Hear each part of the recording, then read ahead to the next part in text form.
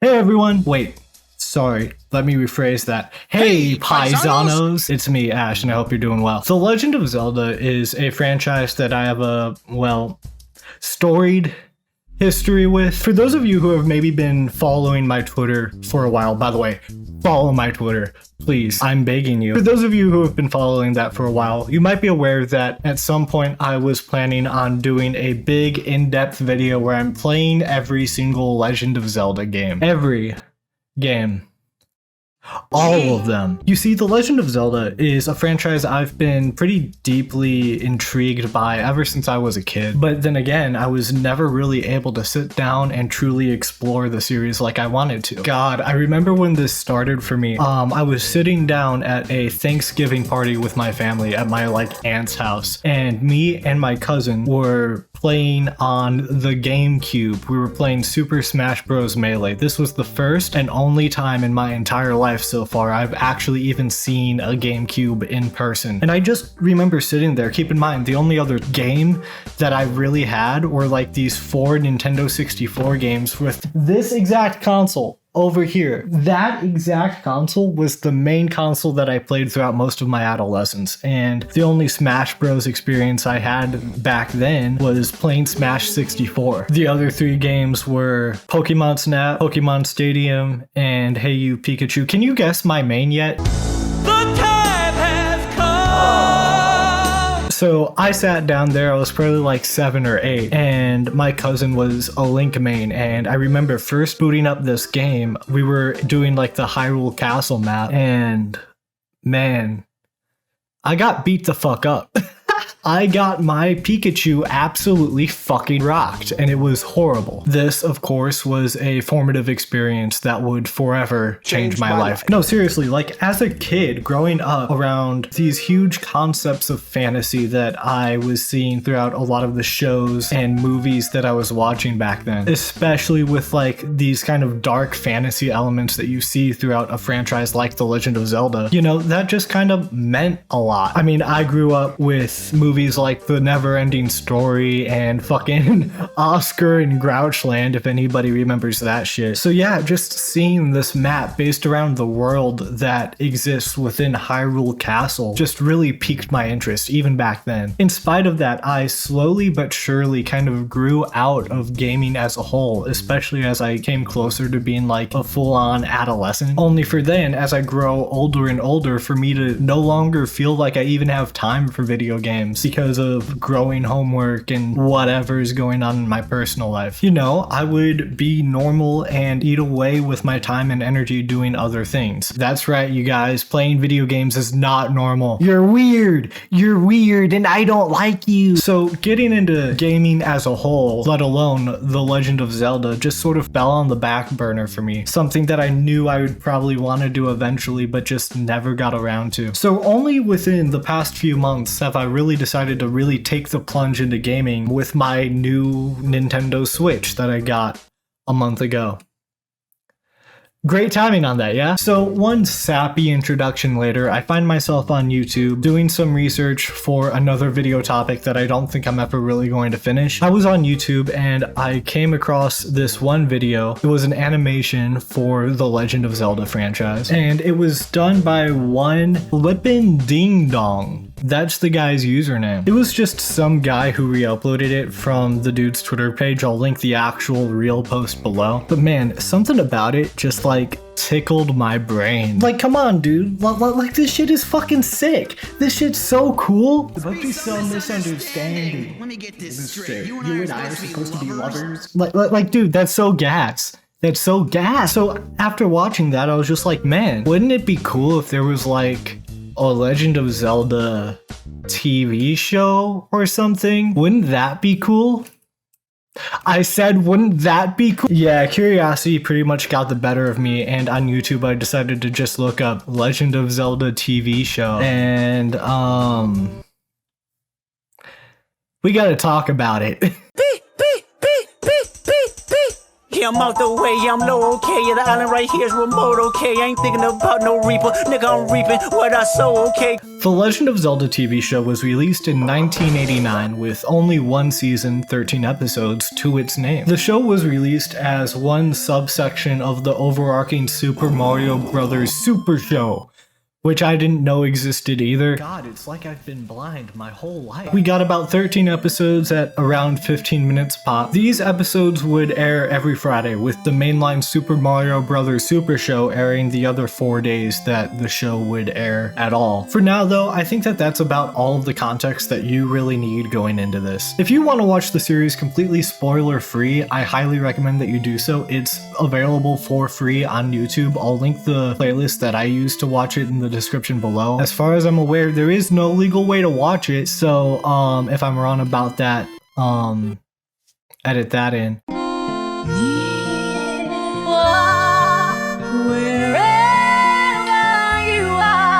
But yeah, I do recommend that you check it out, but if not, cool. Let's head to Hyrule. Got a Benjamin and a Jackson all in my house, like I'm Joe, okay. Hellcat, made his own boys and them types LA solo, okay. Now, while I did give you guys some context going into this series, I didn't have any of that. I quite literally just found this playlist and instantly started watching it. So you can imagine my surprise when I click on this video and I'm instantly greeted to, well... Hey, paisanos! It's the Super Mario Brothers Super Show! With the Mario Brothers and plumbing's a game. We're not like the others who get all the fame. If your sink is in trouble, you can call us on the double. We're faster than the others, you'll be hooked on the brothers. Okay, if you don't think that that was the hardest shit you've ever heard in your fucking life, you are lying to yourself. Live action rapping Mario and Luigi is the most peak shit you will ever see in your godforsaken life. Regardless, after this we get another intro sequence specifically for The Legend of Zelda. And God, it's just infinitely less interesting. You know, it's got like the standard like Zelda theme over some like narration explaining the plot. And wait, there's only 2 Triforces? Yeah, so I didn't know this at the time, but like I guess apparently in the first 2 video games there are only 2 Triforces. The third one, that being the Triforce of Courage, was not introduced until later on in the franchise. That being said, that's not gonna stop me from thinking that that's really fucking dumb. Like, come on, dude, it's called the Triforce! There's 3 of them! Regardless, I'm just really kind of taken aback by how much of nothing I felt watching the second intro. It's almost a minute long, but so much of it just feels unnecessary. Though the intro style that we kind of see here was something that was very common throughout the 80s, and I can appreciate it in regards to like that aesthetic, the formula of the show just being as basic and bare bones as it is just makes it feel lame, dude. Anyway, at the end of the like intro, Link suddenly just exclaims the phrase, Hey, excuse me, princess. well, excuse me.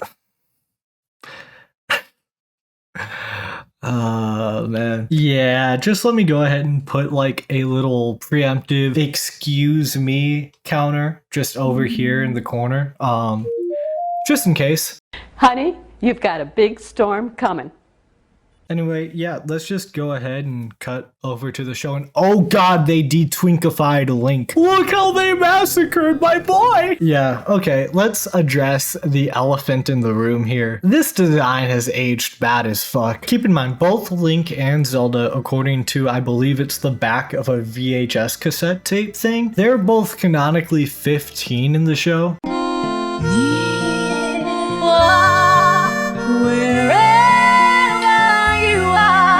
Let me repeat that. Link is canonically 15 in the Legend of Zelda TV show. Zelda is canonically 15 in the Legend of Zelda TV show. But good fucking god, he's got the facial structure of Dwayne "The Rock" Johnson.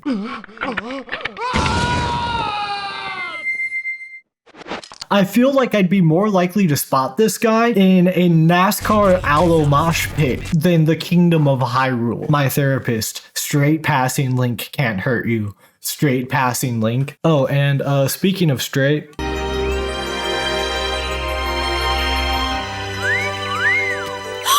Looking good, princess, especially from this angle. this is the first interaction Link has with Zelda in the entire series. Link is canonically 15 in The Legend of Zelda. To my surprise though, the following action sequence genuinely looks amazing. And that's especially true for the time that this was coming out at. The way that the sword is used as like this laser gun almost feels way more like childlike and awesome, and really contributes again to like the childlike dark fantasy elements of the early aspects of The Legend of Zelda. That like commitment to those dark fantasy elements honestly is probably my favorite part of the show. Or maybe I just like seeing Link get his ass beat after talking that kind of shit to Zelda. Anyway, not a whole lot actually happens here in regards to plot. Link is tasked with guarding the Triforce, which by the way he throws a temper tantrum over. Don't you ever clean in here? Excuse me, princess. While Zelda goes to judge a magic competition. Okay, sure. Anyway, Ganon's here. God, I heard you the first time. That's right. He might not look like much, but that right there is Ganon. The lone threat to the sanctity of the Kingdom of Hyrule. God, must be some fucking kingdom to be constantly put in mortal terror by Pumbaa from The Lion King. God, if I had a nickel for every time I've seen an entire kingdom come under siege at the hands of a warthog in a late 20th century animated TV show or film, I'd have 2 nickels, which isn't a lot, but it's strange that— That's right, Zelda fans. Before Ganon was an anti-Semitic caricature, he was a literal fucking pig. I wish those weren't words that had to come out of my mouth. Anyway, Ganon decides to enter into the magic competition in order to use that magic to get the Triforce. By the way, whenever I say the Triforce, that's going to specifically refer to the Triforce that is in the hands of Link and Zelda. But God, does he travel in style. Since my teleportation powers are limited in the upper world, I'll have to travel in style. God, he's so fucking cool. And this is a spell I use in my garden. Wonderful! It's getting bigger!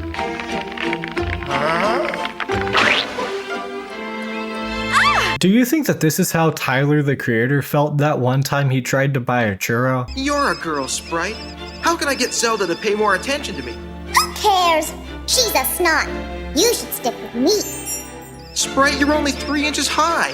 What? You don't like short girls? How does Sprite like this fucking freak? Oh yeah, I haven't introduced Sprite yet. Sprite is a recurring character in this series and serves as both Link's fairy companion as well as the answer to, hey, what if we took Navi, but made it horrible? Meanwhile, in 1997, yo, Kochi, it's me, Shigeru Miyamoto.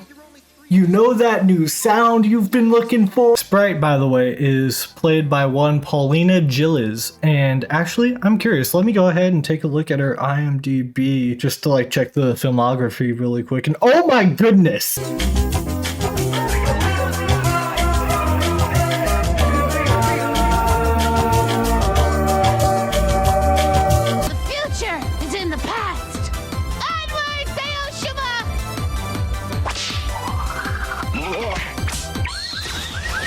Paulina is maybe single-handedly the hero of every like 2000s girl's entire television experience. Now, while you may recognize her from her fucking countless contributions to franchises like Barbie, Care Bears, fucking My Little Pony, the real ones out there will recognize her as the Scary Godmother from the Scary Godmother franchise. If I could pick like one album to summarize what looking through her IMDb page felt like, it would be anything off of the Fire Tools discography.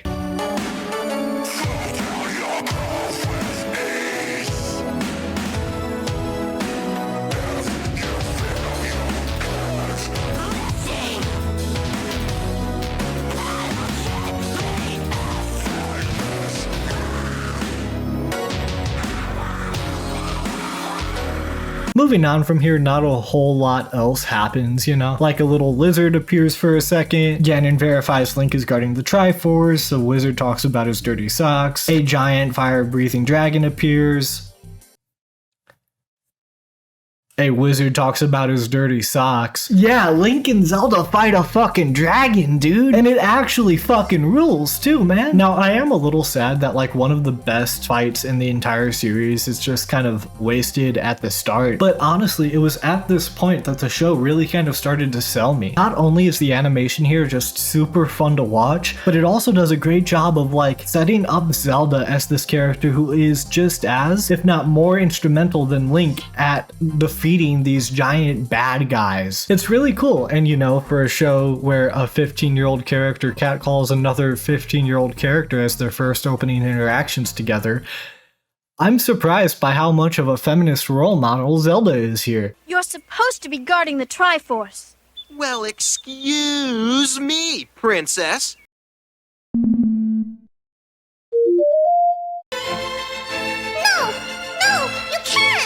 Go away, you pesky insect. TV show Ganon just accomplished in 5 seconds what every Zelda fan has been trying to do since 1998. He might actually be unstoppable, you guys. All mine! Evil is the path you choose, but evildoers always lose. Praise the magic conch! Yeah, the Triforce in this series is basically a glorified Magic 8 Ball. It's so funny. So yeah, let me just put this like a bad Triforce line counter down here in the corner and just let's move on. Yeah, Ganon steals the Triforce, tries to take it back to his lair, but Link and Zelda get in the way to try and stop him. Well, I call for reinforcements. A measly 3 style foes? Ha! Take this, princess. He's right behind me, isn't he? So Zelda and Link enter yet another fighting scene. Only this time, they go back to back and fight a fuck ton of fucking Stalfos and shit. This is the nerdiest show of all time, and I kind of love it. God, I really cannot emphasize just how cool it is to see Zelda in this position as a character, where she's much more than this like princess in need of saving that you see a lot of times in the mainline series. It's even something that her voice actress talked a lot about with her as a character. In an interview hosted by Alex Lee of Zelda Universe, her voice actress, Cynthia Preston, would go on to state this: "She was no damsel in distress. Link is always trying to save her, and she doesn't need saving. She was a partner. I thought she was a joy, an absolute joy. I had so much fun doing it, I don't know why." Even going on in like the modern run of Zelda games, I feel like there's this massive lack of actual Zelda presence. There's very little in the way of characterization for her, much out of the way of just Link, save me, please, please. The game will like at most do some background talk of like Zelda is doing her best to fight from inside the castle, but never actually explains what that work is or how that work is benefiting you in any way. Hell, I'd even argue that it's even worse in a more modern game like Breath of the Wild than in like, I don't know, like Ocarina of Time. I mean, hell, in that game you at least have like Sheik, who's this Zelda character but in disguise. There's just so much potential in Zelda as a character that I feel gets really untapped into throughout the entire series. This rant was written before Echoes of Wisdom. Honestly, this is something I have to give the show like massive props for. Imagine if like in Breath of the Wild, we got little like mini boss battles against Ganon playing as Zelda. Shit, that sounds so fucking cool. No, you imbeciles! Get them like this!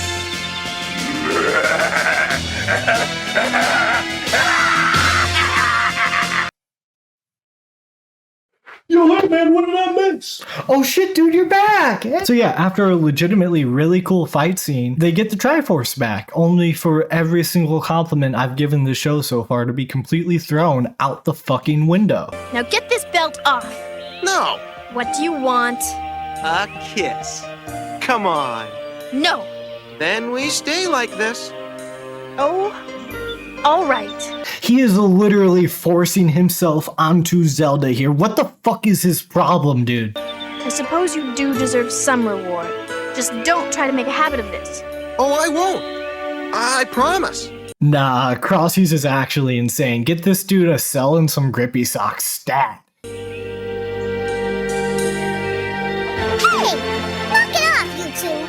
Sprite? Nah, Sprite is real as fuck here, dude. Get his ass. Get his ass. You'll pay for this!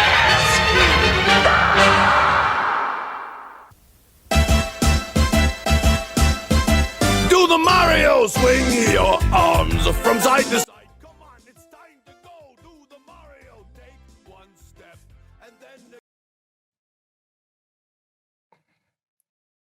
Alright, episode 2, let's go! Just like that! Everybody wanna be demon till they get chipped by your throwaway. And I might do a show a day. Once a lame, always a lame.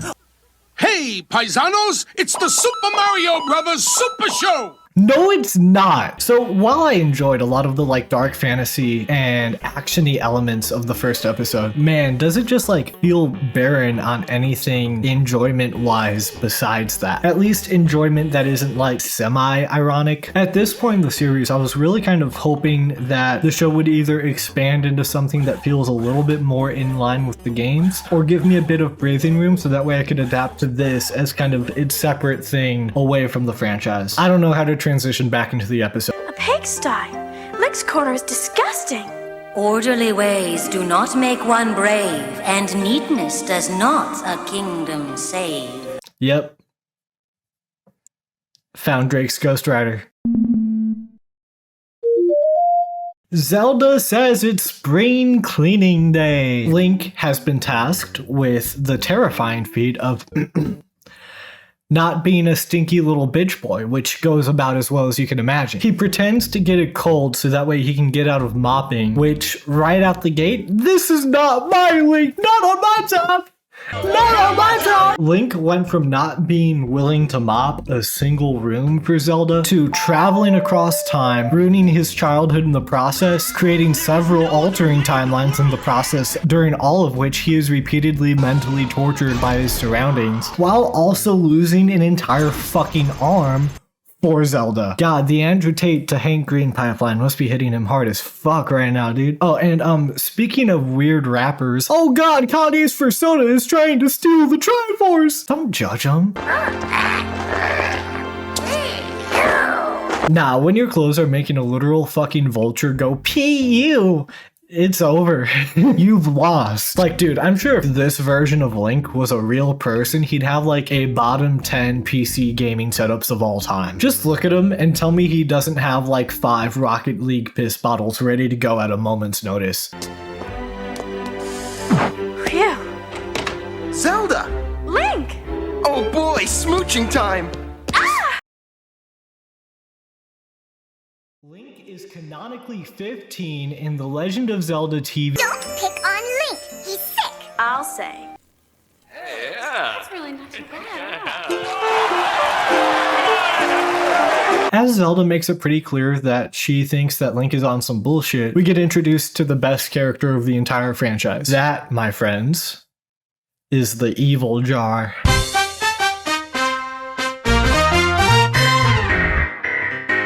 This might actually be the funniest bit of all time. Ganon basically sends all of his evil little goblins and minions and whatever to the evil jar when he's not in need of them. And whenever they get, quote, zapped by Link or Zelda or whoever, that basically means that they just get sent to the evil jar because you can't have things dying on kids' television. And yes, they do in fact actually call it the evil jar. As for you, back in the evil jar!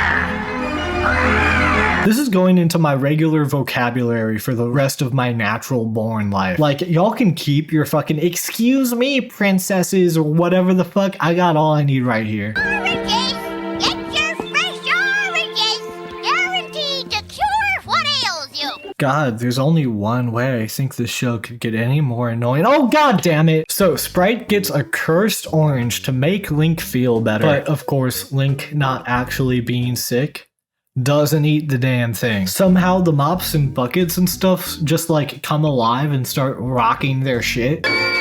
Yeah, I mean, it's no Beauty and the Beast, but I'll take what I can fucking get. The entire place starts flooding as a result, which makes me question how Link is supposed to defend the entirety of Hyrule when he can't even defend it from a literal bucket with wings. Ganon grabs the Triforce in the middle of the commotion. He sets it up on the pedestal he's got in his lair, and yep, he's got both Triforces now.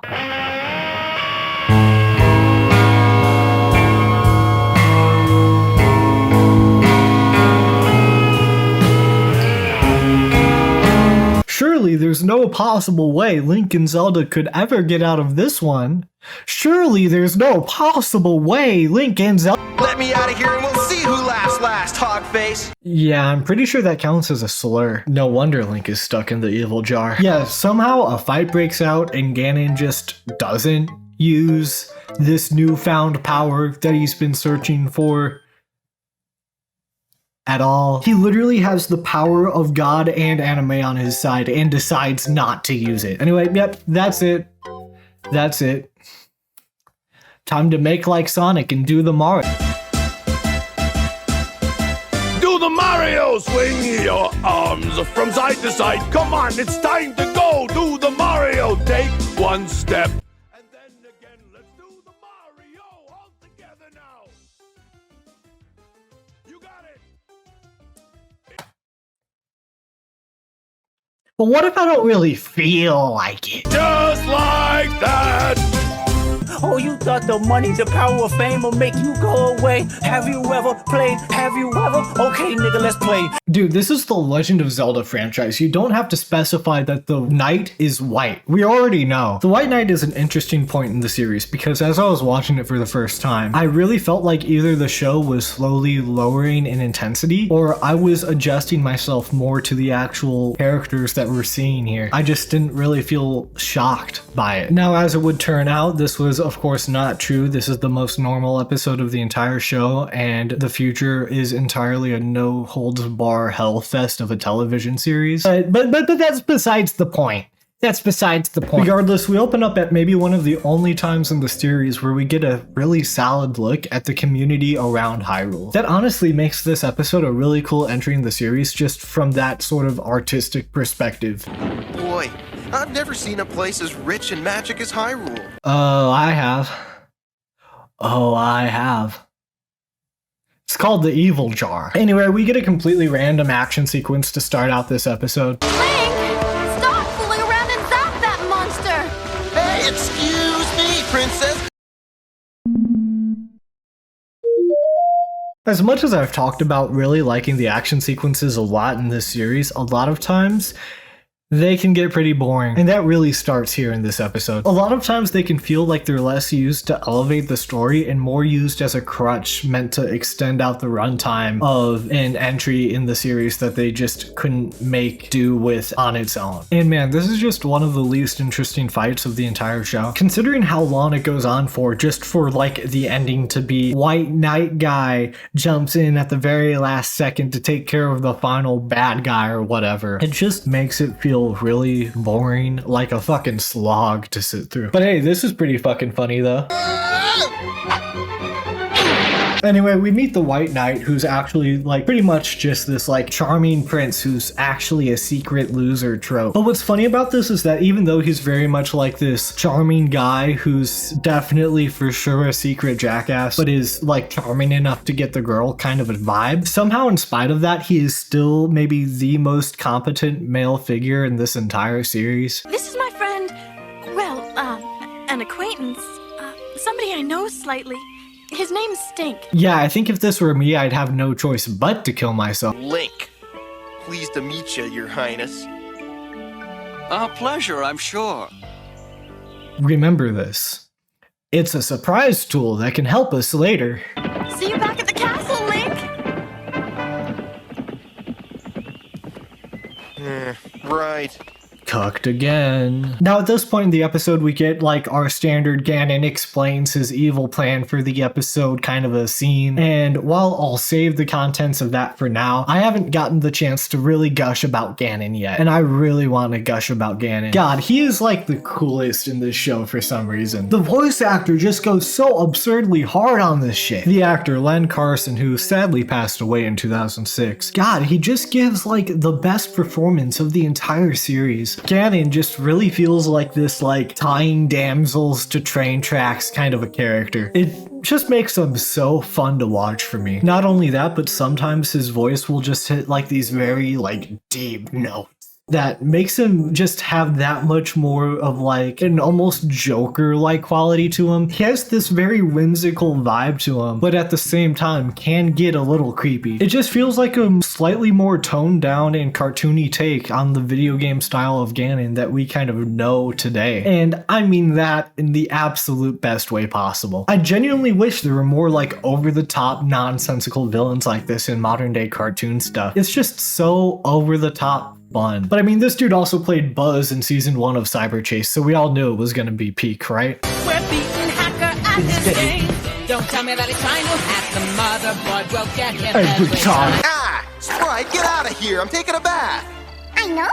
God, even the 3-inch tall women are written like male manipulators in this show. Anyway, Link cross-dresses in an event that definitely won't foreshadow any future events in the Legend of Zelda franchise. Hi, everybody!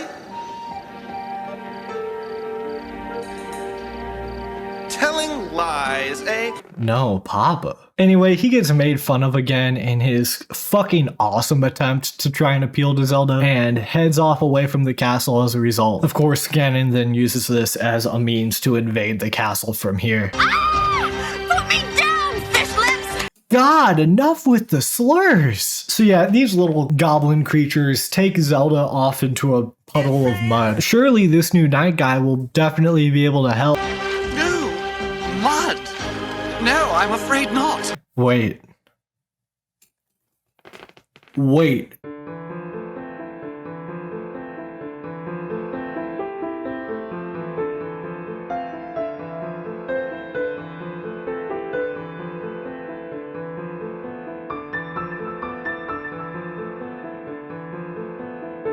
So, Prince Masada shows.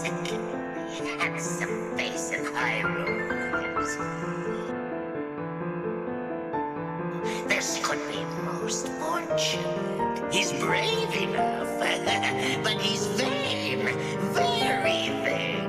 Proud of his looks, he never let himself get dirty, not even to save a princess. This show is genius. Heroes simply do not get dirty. What? Why, you useless fuck! You what? Now at this point, Link finally comes through and saves the day because you all know it. Say it with me. Everybody say it with me. On 3. 1, 2, 3. He's a stinky little bitch boy. Yeah, I don't know what else you want me to say about this episode.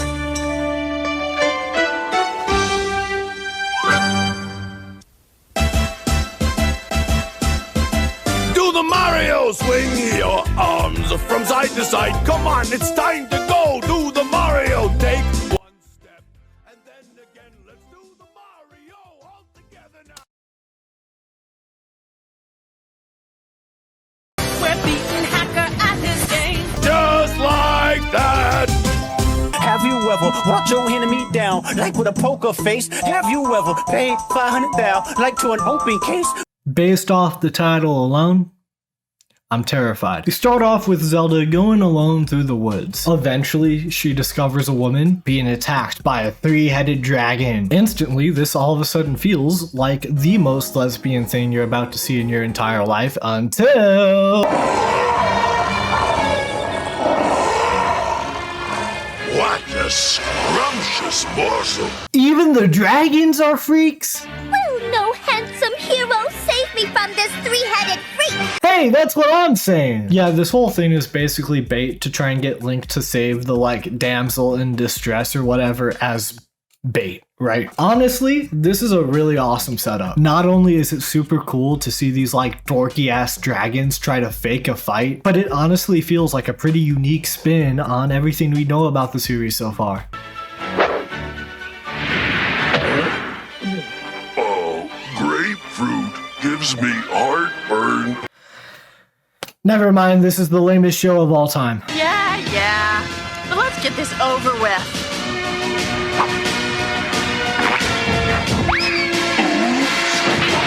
Never mind, this is the greatest show of all time. Link eventually shows up, kills the dragon, saves the girl, and whoops, he's a frog now. Uh-oh. Man, this sure is riveting. He sure isn't going to be jumping for joy at this turn of events. Looks like he's not slipping out of this one. Hi, my name is Ash, and you should hire me to work on the Legend of Zelda movie. So yep, this was all Ganon's plan. To, you know, turn Link into a frog. To make him sad.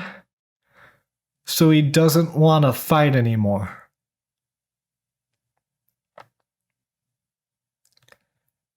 I mean, hey, whatever works, man. So this is also the beginning of a weird trend with a few episodes in the series where the goal isn't even so much to get the Triforce as much as it is to get Zelda to marry Ganon.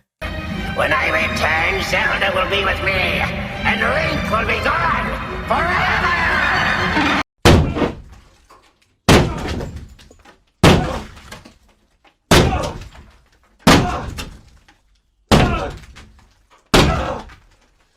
Just one small problem. Zelda is canonically 15. I'll never be able to face anyone again.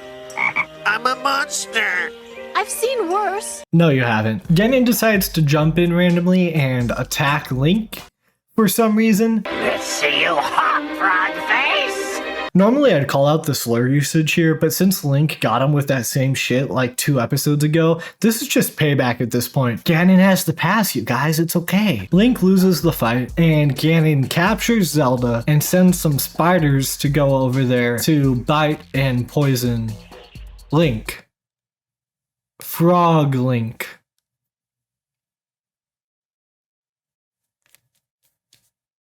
Just roll with it. I don't think I can handle this frog lifestyle. You can barely handle your own lifestyle. Let's keep it moving. There's a pretty funny bit here. Sprite is basically afraid of Link because frogs kill flying things, you know, like flies, and you know. From there we get another whoops, bad Triforce line.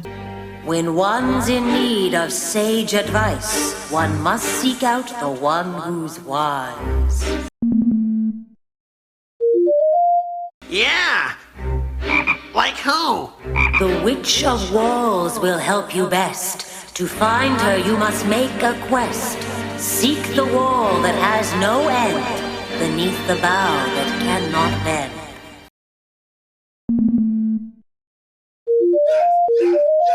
And then the game is off to find a witch that can bring Link back to normal.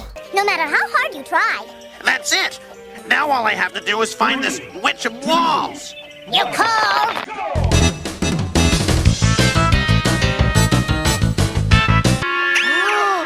What is this? Ugly People Day? Finally, someone's talking some real shit around here. Dude, this line might actually beat, "Hey pal, did you just blow in from Stupid Town for me?" I love this. We discover that Link has to be kissed by a princess in order to be turned back to normal. Dog, you're fucked. Sorry. Actually, frog. You're fucked. Link and company break into Ganon's lair to get Zelda back. Link almost kisses Zelda but gets hit with a laser beam. God, just in time. Thank God, man. I was starting to get nervous. Sprite, however, kisses Link, turning him back. Don't question it. And with Link finally deciding that he's had enough of his Animorphs pack, he beats Ganon and escapes with Zelda. And at the end, it's also revealed that Sprite is a fairy princess herself. So, like, that works. Yeah, no problems here. Old habits die hard, come on!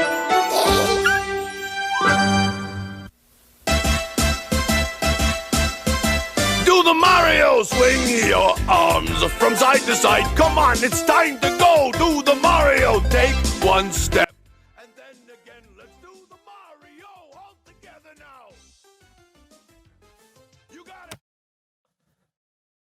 Wait, why didn't she just do that earlier? Just like that.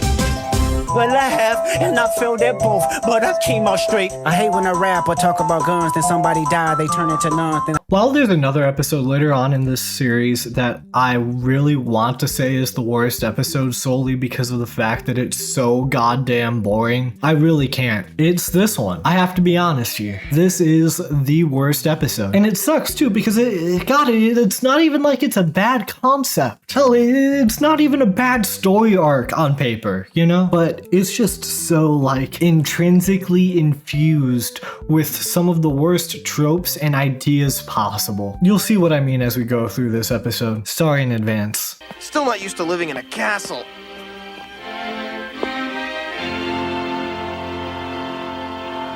Of course, I'm doing my best to adapt. God, I fucking hate this show. Hey, what are you up to, Link? I was, just gonna swing in through your daughter's window and try to get her to kiss me. Not a chance. God, at least the dad actually has some level of sanity to him, you know, at least like one standard baseline male character. No? No. You'll need to take flowers. Then you might succeed, yes. Are you fucking kidding me? We find out Ganon is on his way to the castle. Only now he's mounting a newly found unicorn. Yeah, this is basically like the Hyrule equivalent of a Cybertruck. One goofy sound effect jump scare later. We find out Ganon is attempting to kidnap Zelda's dad. We get a chase sequence that honestly, despite the change of setting, ends up being pretty forgettable. And that's especially considering how fucking long it ends up lasting too. And that's even in spite of the fact that the dad constantly letting Ganon know that he's being quite rude is pretty fucking funny.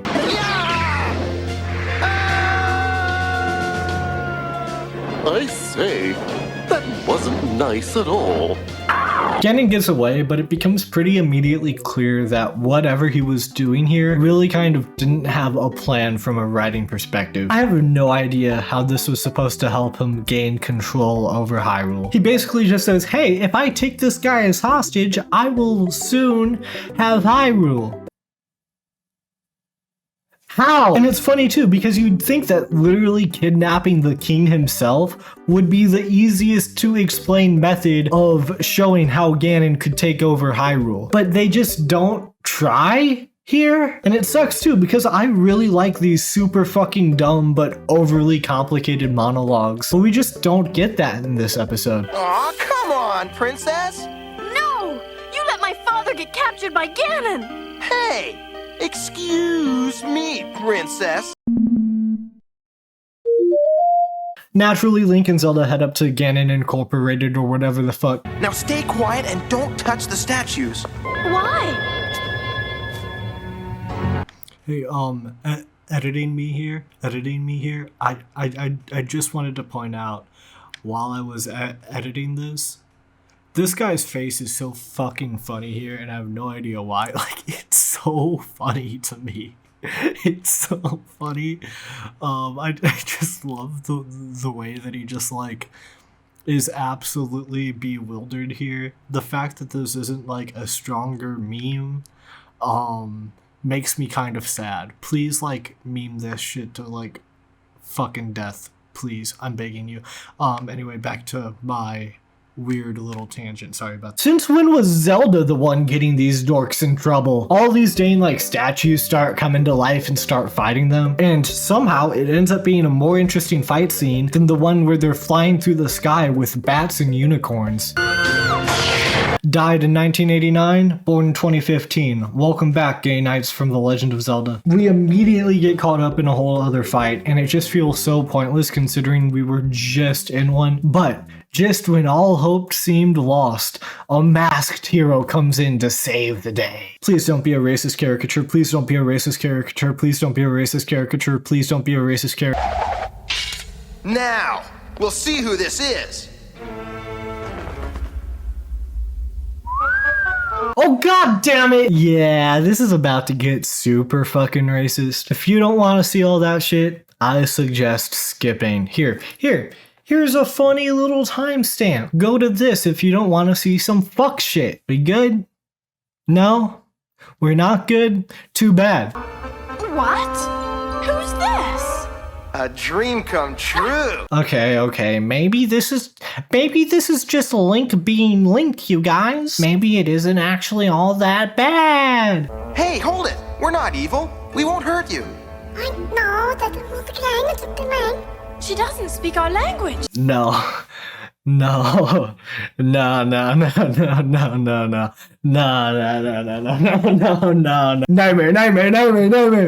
Oh, I'm sure she and I can communicate somehow. Back off. I'll handle this. Her name is Sing. She's from... Martin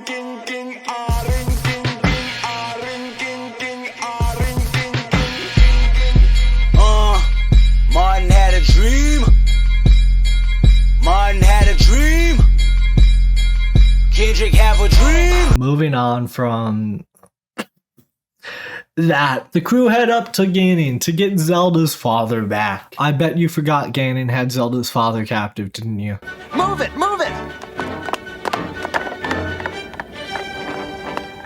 Ah, a magic whistle.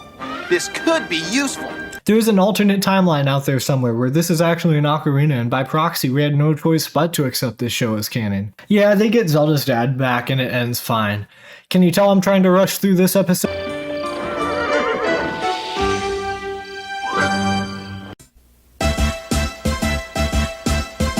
Do the Mario! Swing your arms from side to side. Come on, it's time to go. Do the Mario. Take one step, and then again, let's do the Mario all together now. Why can't I say it? Just like that.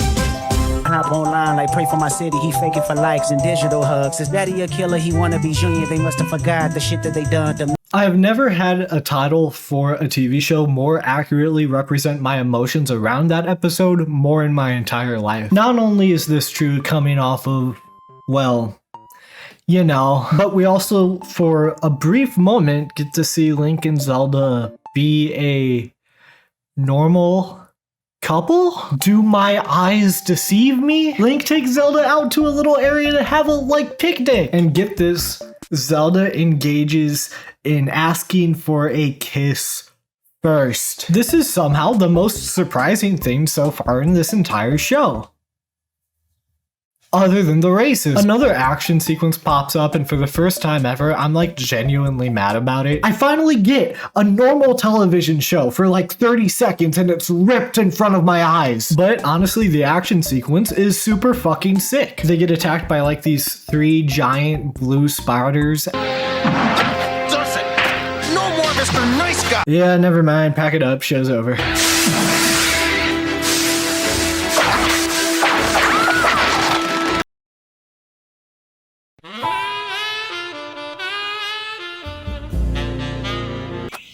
I'd ask you for a kiss, but it looks like you're all tied up.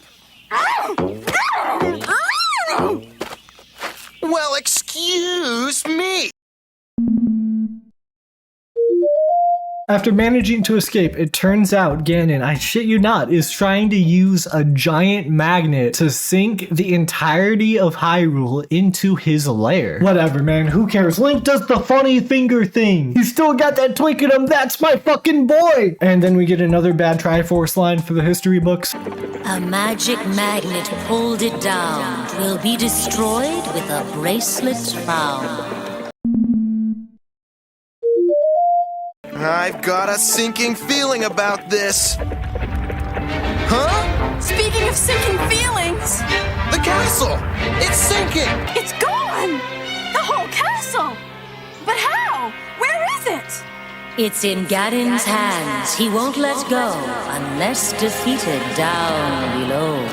Sir, a second Triforce has just hit Hyrule Castle.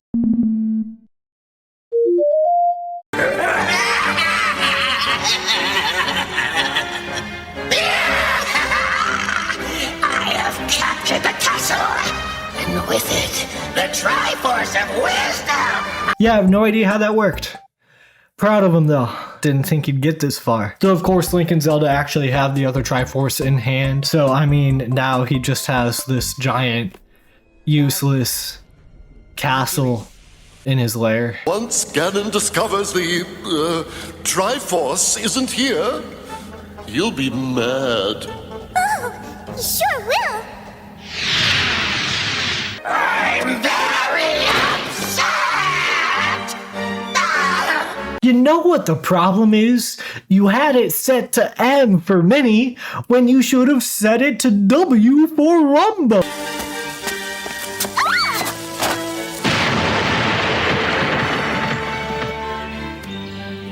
You know what I like about you, Link? Your delicate touch. Excuse me? Naturally, Link and Zelda make their way into Ganon's lair to Wumbo Hyrule back to normal, and some interesting stuff happens. You'll pay for that, pipsqueak! Can't move!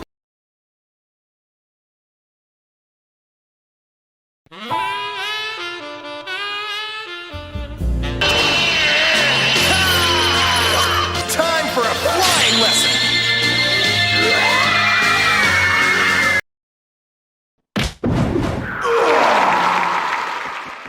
Oh yeah, and then this happens. I figure I deserve a kiss for that, don't you? Eh? Oh, well, I suppose, if you insist.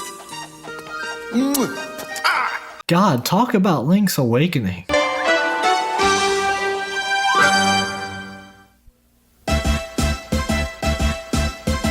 Do the Mario! Swing your arms from side to side. Come on, it's time to go. Do the Mario. Take one step, and then again, let's do the Mario all together now. Hey, told y'all there was still a chance. Just like that. Dementia must run in his family, but let it get shaky. I park your son. The very first time I shot me a Drake, the homie had told me to aim it this way. Alright, now, I'm not going to sit here and tell you that this is the best episode of the show. That being said, this is the best episode of the show. Okay, let me explain, alright? While there are multiple other episodes down the line that I feel are way better episodes, this one I think might be the most entertaining. You'll see what I mean.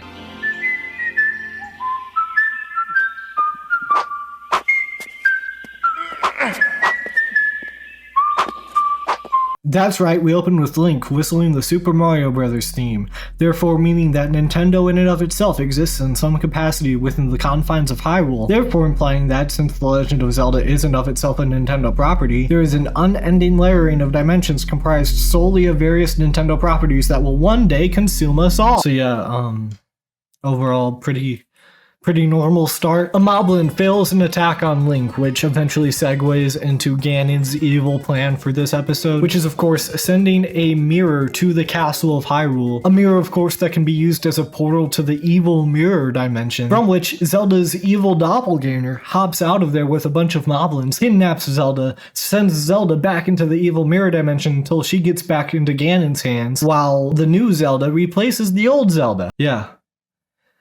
That's what they do. Yeah. God, where have I seen this before? Ha! 7 years bad luck, Moblin. God, more like 7 episodes bad luck. Am I right or am I right? Make sure you hit that like button and subscribe from with Zelda having been taken through the mirror into the mirror dimension. But a Moblin fight having broken that mirror, guess what? The evil Zelda's just kind of stuck here now. So evil Zelda is now tasked with essentially convincing Link to take the Triforce over to Ganon. You can imagine about how well this is gonna go. They let Zelda kiss Link? I fully thought that the joke here was like the fact that they couldn't show that on television. I thought that the entire bit was that they literally cannot show Link kissing anybody, fucking let alone Zelda.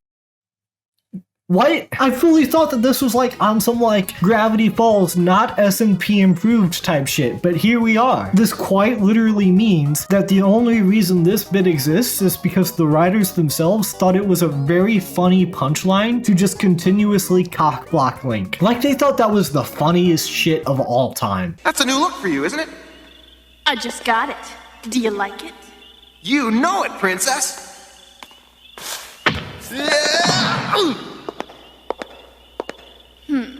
Good. Because you, me, and the Triforce are going to go, Attack Ganon.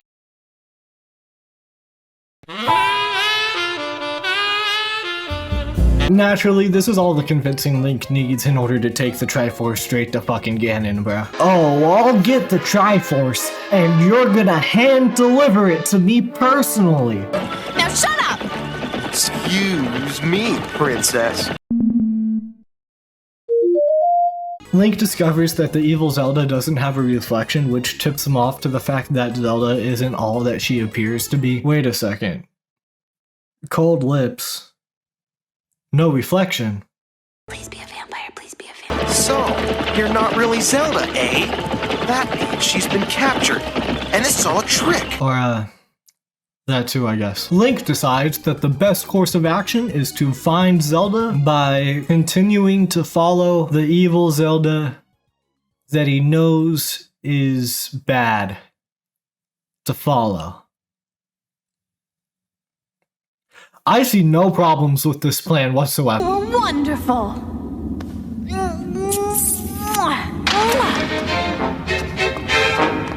Link! Zelda! Is there even like a phrase for a gender-swapped cockblock caused by your evil doppelganger from the mirror dimension? Yes, there in fact is. It's called the premise to every Deftones song. Look, princess, I can explain. Don't talk, move! She's getting away! Excuse me, princess. We enter a chase scene going after the evil Zelda. It's very like Scooby-Doo influenced. It's super fun. Not so fast, you imposter! Don't say it, don't think it, don't say it, don't think it, don't say it, don't think. Don't you ever do that again without telling me! Well, excuse me, princess.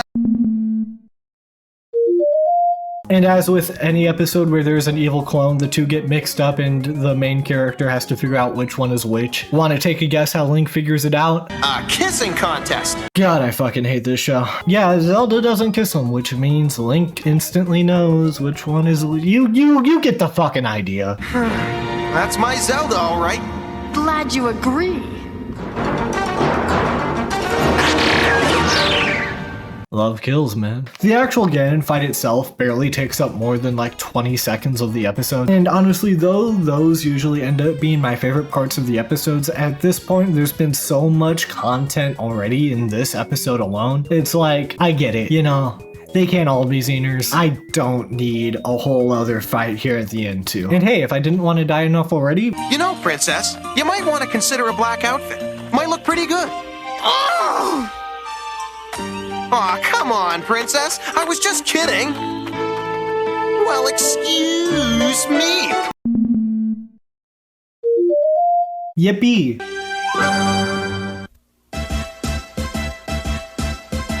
Do the Mario! Swing your arms from side to side. Come on, it's time to go. Do the Mario. Take one step and then again. Let's do the Mario all together now. I'm so tired, man. Just like that.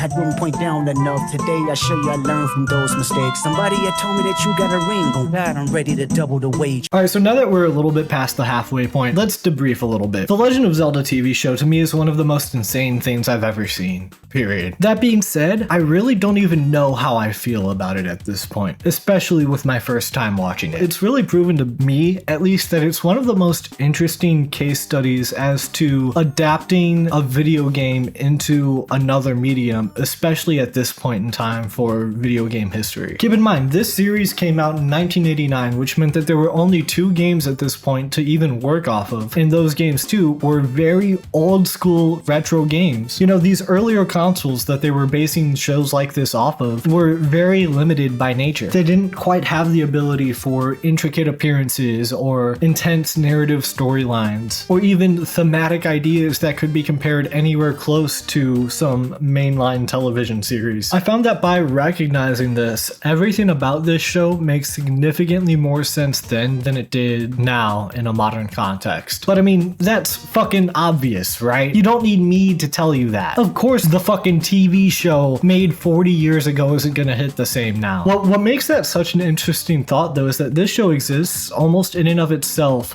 to personify that. Basically, because of the limitations of these consoles, back when these shows were first being adapted, there was a lot more room for interpretation. I've genuinely found that through watching this show, I've grown a greater appreciation and enjoyment factor out of the original first two games that were out by the time this show came around. It genuinely provided like this level of narrative explanation for the world that you're experiencing in those first two games. So keeping that in mind, this is likely what people's interpretation of The Legend of Zelda was at the time. It honestly just makes it all the more interesting to look back on for me. And while you can definitely say what you will about the quality of the show so far, yeah, that sentence was over before it began. Look, that doesn't mean that this show doesn't work in at least some capacity when viewed in a vacuum without the modern context that we can give it now. Of course, that even is if this show is my personal nightmare dimension. Speaking of nightmare dimensions, hey y'all, so editing me here, I have a problem, okay? So I made that mashup of like the Kendrick Lamar Lost Woods thing. Here's the problem though, right? Lost Woods is only a 1 minute and like 15-second song or some shit like that, which means I don't have any more of that mashup recorded, and I don't feel like going back into Ableton and re-editing that whole fucking thing or whatever, or even extending out the song somehow. People do that. Whatever, I don't feel like downloading it on YouTube. So instead, what I'm gonna do actually is I'm going to restart the song, and I'm gonna have you guys all pretend like I definitely did not just restart the song and the mashup just kept on going for the rest of the video. Yeah. In fact, go down in the comments right now and say, gee, I really loved the second half of that mashup that you made with Kendrick Lamar and the Lost Woods from the hit video game The Legend of Zelda Ocarina of Time. Thank you. Yeah, so yeah, let me just restart that. God, it's almost like I should have made this video 2 parts or something. Yeah, I'm out the way, yeah, I'm low, okay. Yeah, the island right here is remote, okay. I ain't thinking about no reaper, nigga, I'm reaping what I sow, okay. We open with Link seemingly pretending to sleepwalk. He's sleepwalking his way into shooting this arrow at Zelda's castle, like Zelda's fucking tower thing, you know. And he's sleepwalking and he's tightrope walking on the thing over to Zelda so that he can kiss him. I'm pretty sure he's pretending though. Yeah, I think I see how Link's gonna end up in the Underworld now.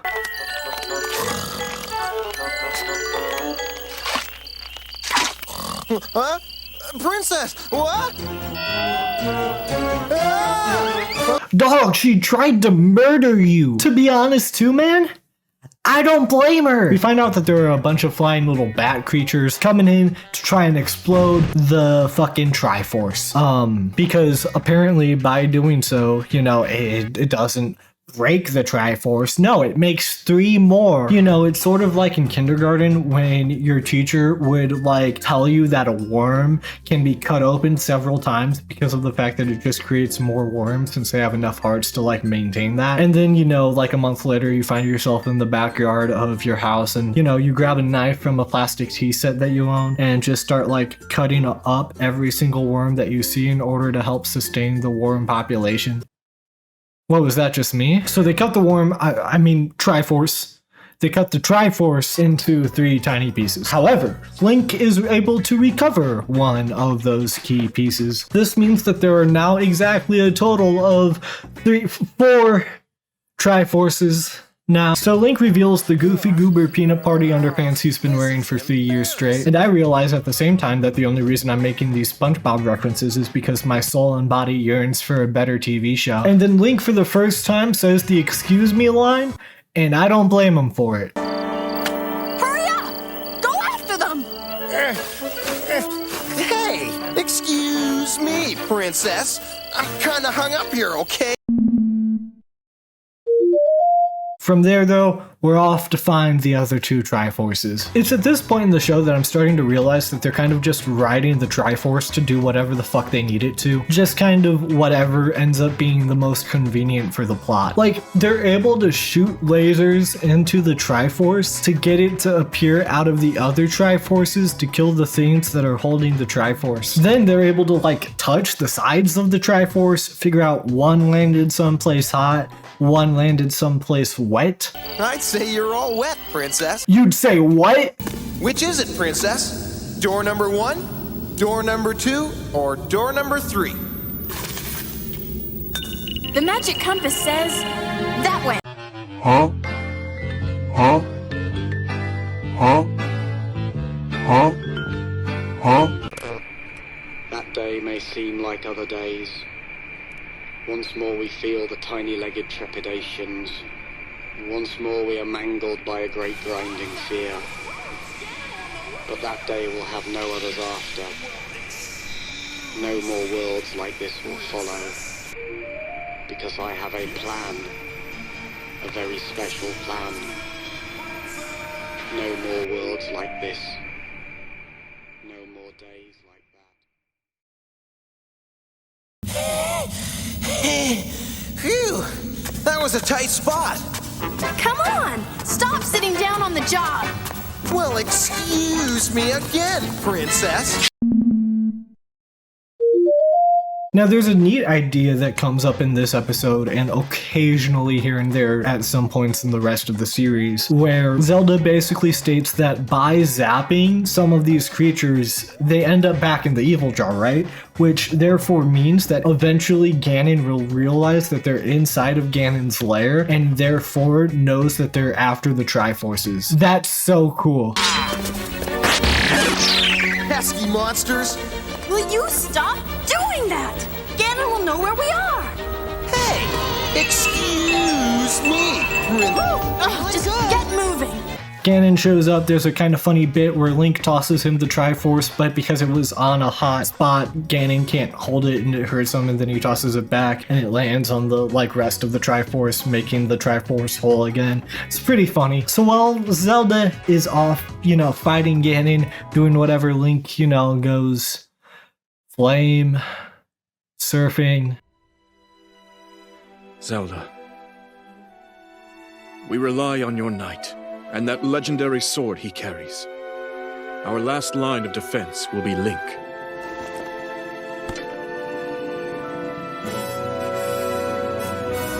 Link.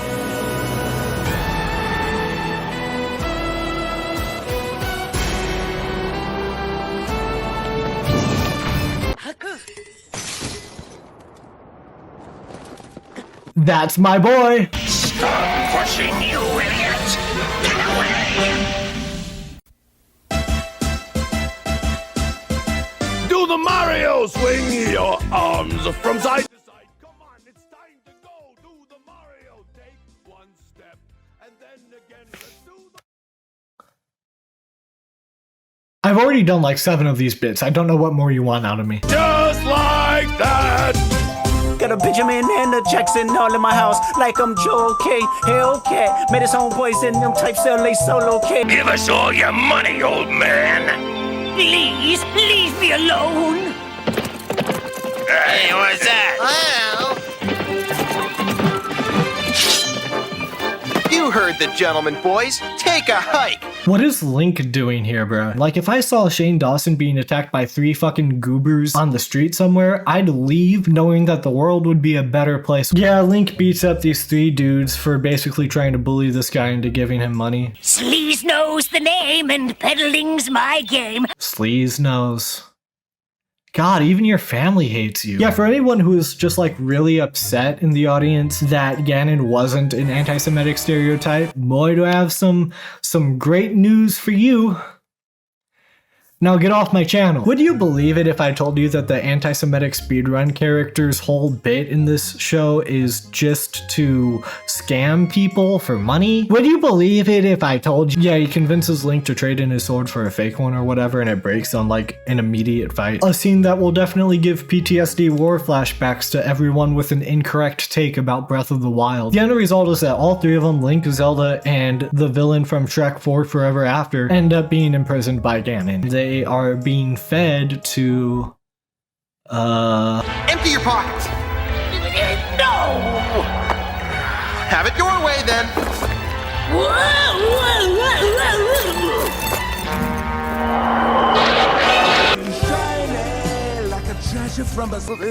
SpongeBob, what's wrong? I don't know why, but I've got the strangest feeling that somewhere a YouTuber is singing a Disney song about inanimate objects. Remind me never to listen to you! Hey, excuse me, princess. See? It worked. How about a kid? Don't even say it, Buster. Come on. Excuse me, princess.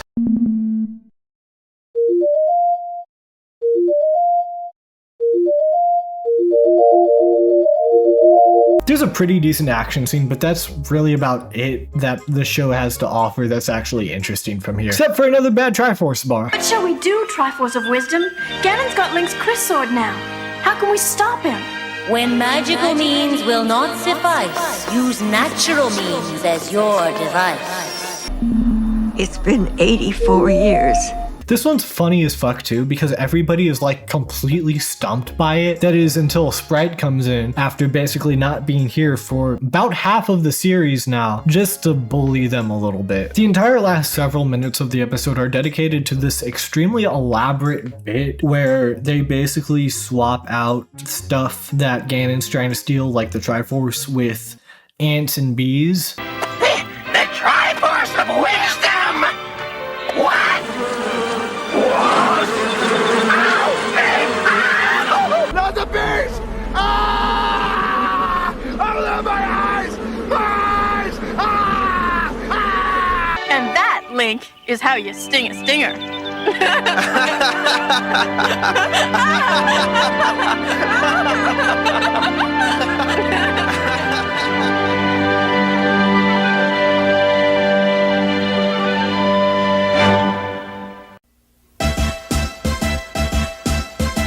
Do the Mario! Swing your arms from side to side. Come on, it's time to go. Do the Mario. Take one step, and then again, let's do the Mario all together now.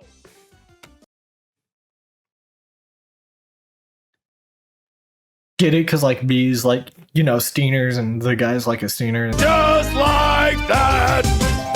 Everybody wanna be demon till they get chipped by your throwaway. And I might do a show a day. Once a lame, always a lame. Man, and I thought I was scared of the title Kiss and Tell. Fuck it. Who cares? We in the home stretch now. What could possibly be so bad? So we open up again on Link desperately avoiding doing chores for some fucking reason. And this time there's a robot, I guess? Yeah, some little goober used some magic or whatever, and he made this little robot thing. The robot promptly decides to pogo stick its way into the wine cellar. Look out! He's headed for the wine cellar. God, watching this in 2024 is so strange because, like, I don't know if I could name, like, a single kids TV show that could say the word wine in reference to, like, even a crying baby. Hey, put me down! I'll put you down, all right. Damn. Down and out! No, don't walk that back. That shit was hard. There's a Moblin fight, and this time it only gets slightly racist.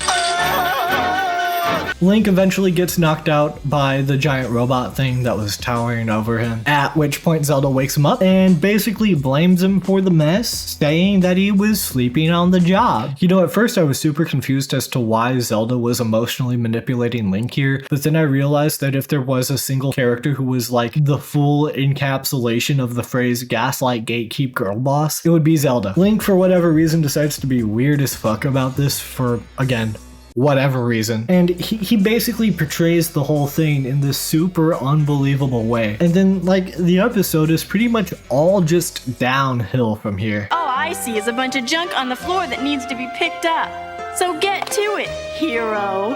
And no more naps, okay? Well, excuse me, princess. Link decides to try and get the horrible at making robots guy to make a robot Moblin to convince Zelda that the fight was real. Sure, but Zelda, spying on him in advance, figures this out. Sure. Listen, if any of you guys are out there in a relationship like this, run. Run now. I'm telling y'all, stay in some shit like this and you're gonna end up going from this to fucking, I don't know, like the Meat Canyon Rugrats video. I promise y'all, that is the pipeline. Run. Anyway, it's been a little bit. Can we get a Ganon check, please? What did that? Princess. For once I place this jewel of control around her neck. The princess will do anything I say. Even marry me! Yeah, never mind. Let's just not think about that. Yeah, let's just go back. Yeah, let's just go back. I just want to go back. Zelda is canonically 15. Can we go back, please? Anyway, some Moblins come and they take Zelda because you know she thinks they're fake. And hey, this plush is cool. Isn't this like a cute little plush, man? Man, I want this plush. I want to get this plush. Link! Hurry up! Hey, excuse me, princess.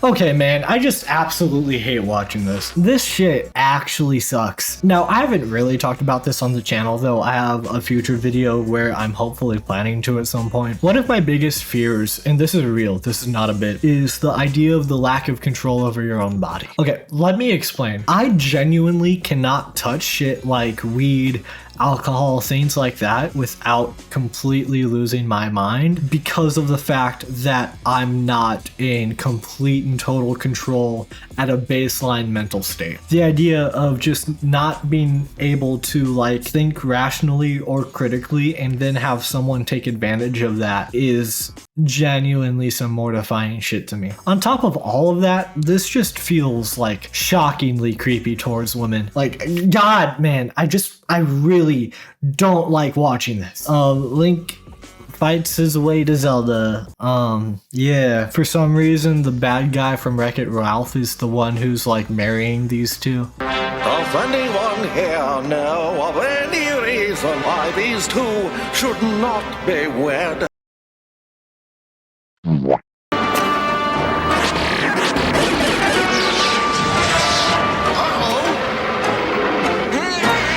Dude, how much fucking Breath of the Wild foreshadowing can this show possibly have? To no one's surprise, Link frees Zelda, at which point Zelda keeps on gaslighting him?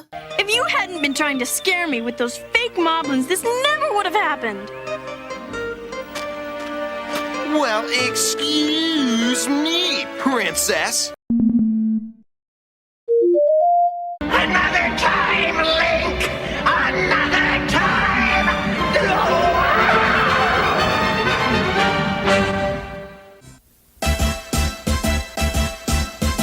Do the Mario! Swing your arms from side to side. Come on! It's time to go! Do the Mario! Take one step.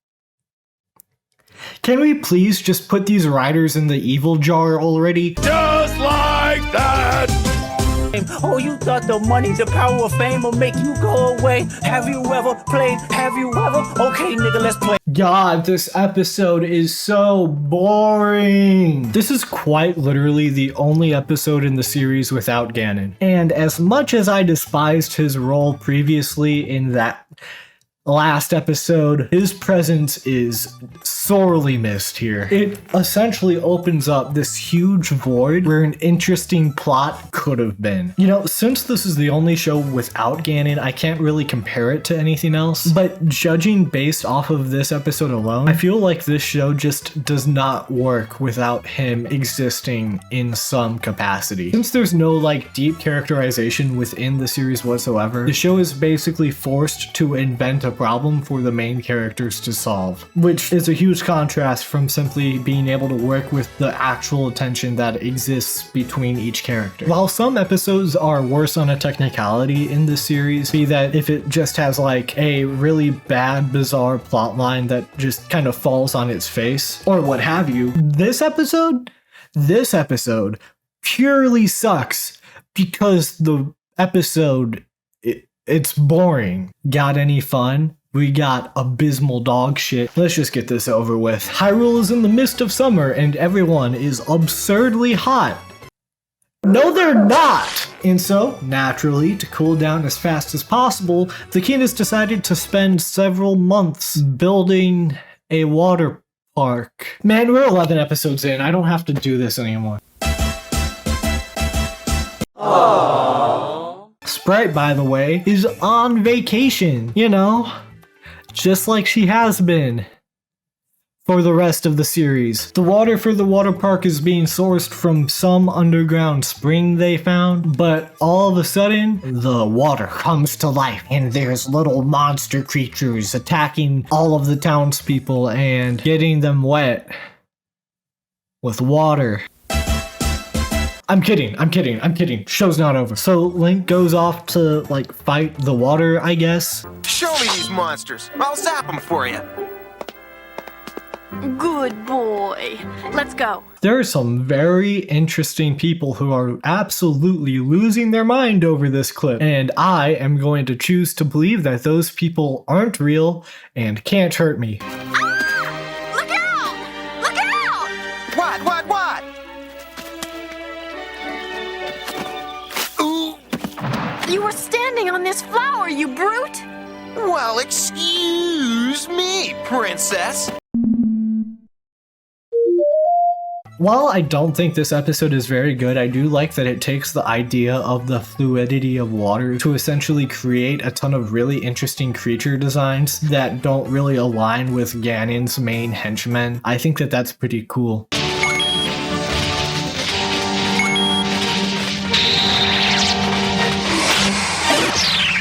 Now I've heard of boa constrictors, but this is ridiculous. Feel the rain on your skin. No one else can feel it for you. Only you can let. I saved you too. We're even. Besides, I hate wet kisses. Well, excuse me, princess. Eventually, Zelda's dad shows up, but then guess what? He's taken away by one of the monsters. My father has been captured, but we don't know who did it or where he is. To find your father, royal daughter, you must search beneath the water. You probably didn't look carefully enough. We're going back. Well, excuse me, princess. So they go back to, like, the water park to hunt down Zelda's dad or whatever. We may have to stay underwater for a while. You can just do that? They get into like a really just boring action sequence from here as they basically chase down this giant fish. There's this whole other fight sequence that ends up like almost immediately after this, where a ton of these water creatures like basically fully surround them, and it's really intimidating. And then Zelda walks away, and then Link walks up to Zelda to figure out what's going on, and then in the background the water just crashes down. And there's no monsters anymore. Fuck, man. That's right, everyone. The fairy kingdom itself was in control of everything. I'll go ahead and let the perfectly fine and okay king go ahead and explain what was going on here. That's right, my dear. Afraid our water park was hooked into the fairy water supply, and the fairy king here got worried. Perfectly natural for him to defend it, eh? He drained their water supply? What is wrong with this dude? To solve this, they magically teleport their own kingdom's water into the water park instantaneously through magic, as opposed to spending weeks digging for a water supply manually that didn't belong to them. Can I please do the Mario now?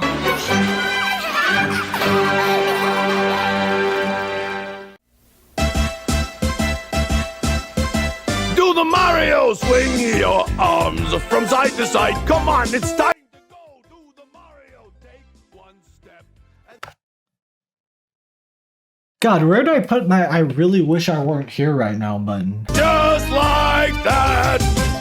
Have you ever walked your enemy down like with a poker face? Have you ever paid $500 like to an open case? Ladies, gentlemen, and non-binary pals, we've made it. We've reached peak. I am beyond happy to report that these next 2 episodes are fucking sick, dude. I am not joking here in the slightest. I'm not pulling your jimmies. I'm not creating hilarious scenarios. Hell, I'm not even propagating humorous misadventures. We won! Watching these next 2 episodes felt like Dante reaching heaven after finally completing all of the many trials of purgatory. So having cleansed ourselves of our sins, we have officially reached DEFCON peak. In other words, this next episode is entirely about the evil jar. Let's fucking go. Almost instantly, Zelda is attacked by a bunch of Moblins in what is probably one of the best fucking fight scenes in the entire series. Link and Zelda are both together and are just going fucking ham, dude. But Ganon fully matches them in theatrics. The castle grounds are getting completely fucking wrecked. At one point, Zelda deflects an attack from Ganon and it sends sparks flying everywhere, fully destroying the castle walls in the process. Also, Ganon says this: "Time to send you to my evil jar!" I'm so happy, dude. And it happens. Just as I was more invested than I ever have been in the series so far, they did it. Ladies and gentlemen, they kill Link.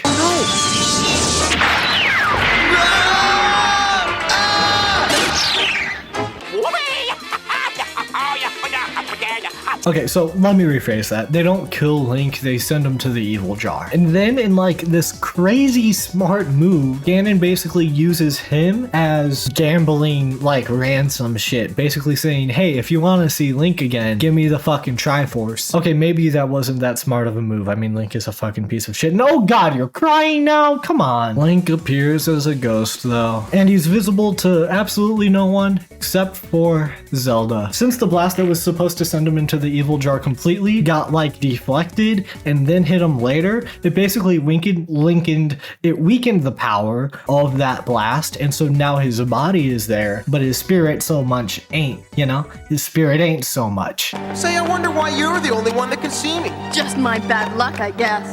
Well, excuse me, princess.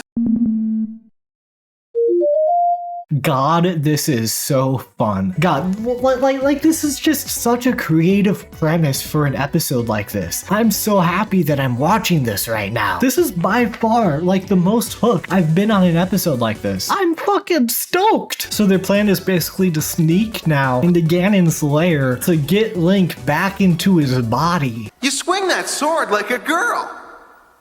I am a girl. Ha ha ha, you cry like a girl, who is also a baby. Yes, I've noticed. Okay, you might be dead, but I still want to murder him. Oh! Even when you're a ghost, you're disgusting. Well, excuse me, princess. There's a whole other fight scene with skeletons, but now it's way more intense because Zelda isn't all that familiar with using the weapon that Link's been using this entire time, which makes it way more tense since you don't really know if Zelda's gonna even be able to use the weapon properly. Link? What? Where is he? Right here! Man, even the Legend of Zelda AU of Papyrus is bad at his job. This dude can't catch a fucking break, can he? Well, you weren't much help. Well, excuse me, princess. Anyway, we eventually find out that the only reason that Zelda can see Link and no one else can is because, well... But one thing puzzles me. Why would Zelda be able to see him? Well, she can only do that if... No, impossible. What is it, evilness? Zelda could only see Link if she was in love with him. Zelda in love with Link? How disgusting! Tell me about it. Since Link can't actually fight yet, Zelda is basically forced to turn into the baddest bitch on the planet. The Zelda AU of Papyrus attempts to grab Link's hat, and goddammit, he breaks the evil jar.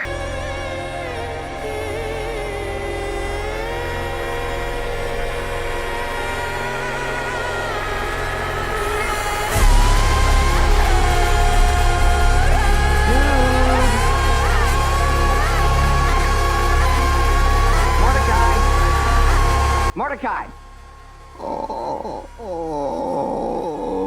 The block button ain't enough. I want him dead. But yeah, he like saves the day or whatever. Do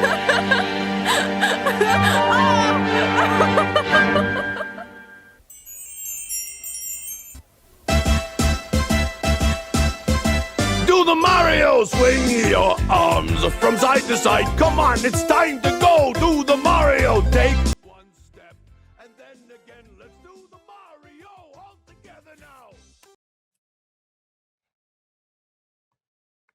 It's time. Just like that. Well, I have, and I failed at both, but I came out straight. I hate when a rapper talk about guns, then somebody die, they turn into none. Shit, thanks for spoiling the plot and the title there, man. Friends, this is it. The last episode in the series. It's also genuinely the best. There is like no irony to my enjoyment level of this episode. I like, same with the last episode, just flatly really like this one. There's some really funny moments here and a plot that just feels so silly that you can't help but kind of fall in love with it. We have our very last cold open of the series, in which basically a ton of Ganon's like little goblin creatures go up and try to attack Link, but they all take out themselves before Link can get out of bed. I know that like explaining the joke is not going to make it funny, right? But like, who am I kidding? The show is uploaded for free on YouTube, and honestly, if you're watching at this point, you've either seen the entire show or you're never going to watch the entire show. So, I mean, who gives a shit, right? But man, after like so many cool, even if sometimes like insanely drawn out action sequences in this show, a bit like this that just kind of like flips the premise on its head is so funny. And it honestly just hits so much harder than it would otherwise. For reference, I've seen this show about 3 times as of recording this. Once while I was watching it blind, once while I was taking notes, and then once as I was finishing up the actual script itself. And every single time that I got to this episode and the episode before it, it's just felt like a breath of fucking fresh air. This episode specifically feels almost like a parody of itself, which honestly is a compliment more than anything. And it's something you'll see a lot of as we go throughout this episode. The main plot of this episode changes its focus entirely, now outlining the ideals and the belief system of basically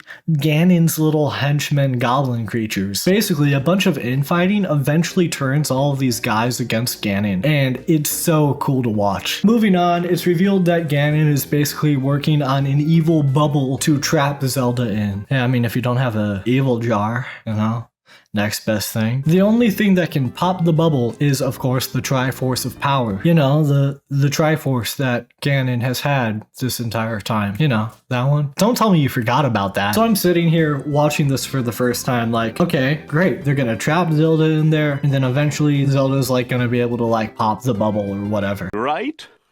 Wrong! Nope.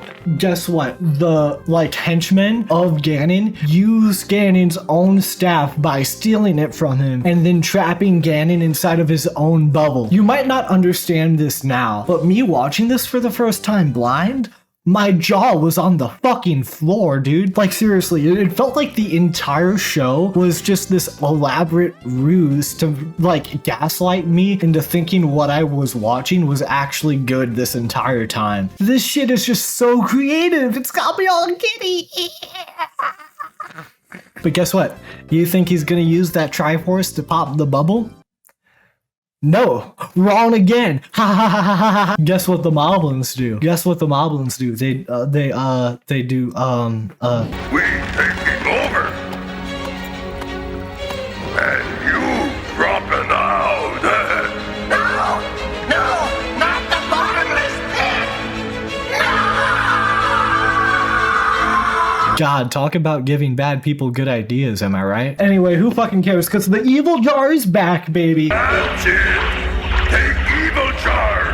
It's ours now. This is the single greatest day of my entire life. The goobers all break out of the evil jar and start a plan to get the Triforce for themselves, god damn it. And then there's just like a ton of stupid goofs that are just so funny to look at. Surrounding the castle now is basically an entire army of Ganon's little creatures, but Ganon is nowhere in sight. Honestly, in a way too, this kind of proves that Ganon was never really a good leader, which means that the like sheer numbers of them meant that provided they were under solid control, they could have easily overtaken Hyrule Castle this whole time. But of course, under no control now, they basically just get to sit back and watch as the army destroys themselves trying to get into the castle.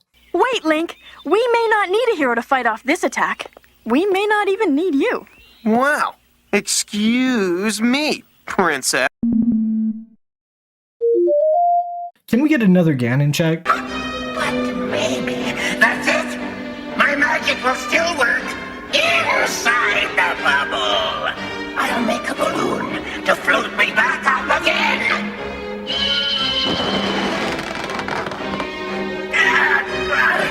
It works. I'm rising.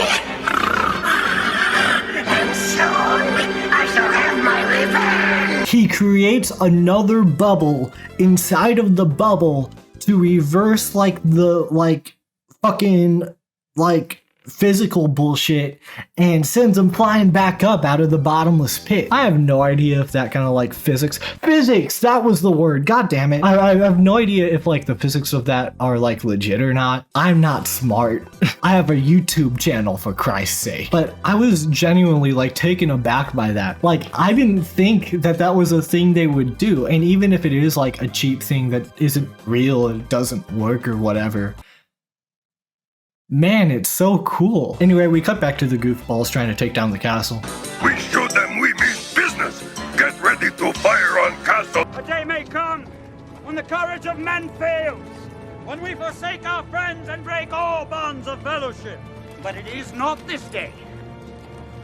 An hour of wolves and shattered shields when the age of men comes crashing down. But it is not this day. This day we fight! Man, it's just like so fun to watch these little like goofballs try and like do some shit. Who are you and what have you done with the Legend of Zelda TV show? So Link and Zelda, knowing that Ganon has like no control and they don't need to be there right now, they, get this, take the opportunity to go over to Ganon's lair and steal his Triforce so he can't use it anymore. Dude, that's fucking genius. Where am I right now? This show is supposed to suck. So Ganon makes it out of the bottomless pit. Guess those bubbles weren't so buried after all. And Link basically starts tossing the bubble around because he thinks it's like super fucking funny, right? I mean, who wouldn't? Eventually though, the bubble accidentally falls on the other Triforce and that pops it. Princess, lighten up! Here, have a ball!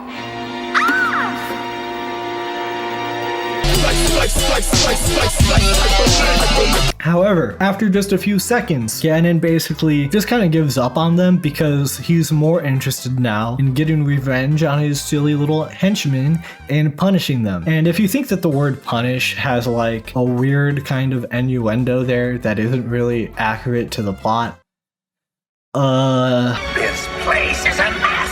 I want it cleaned up with your tongues.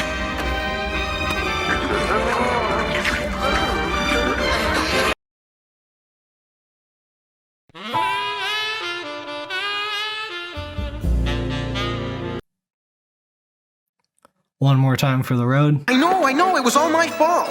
So there's only one thing I can say, I guess. And that is? Excuse me, princess.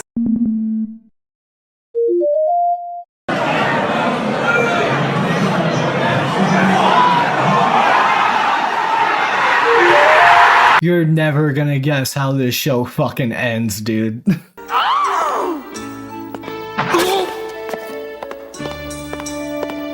Oh well, at least I still have a job.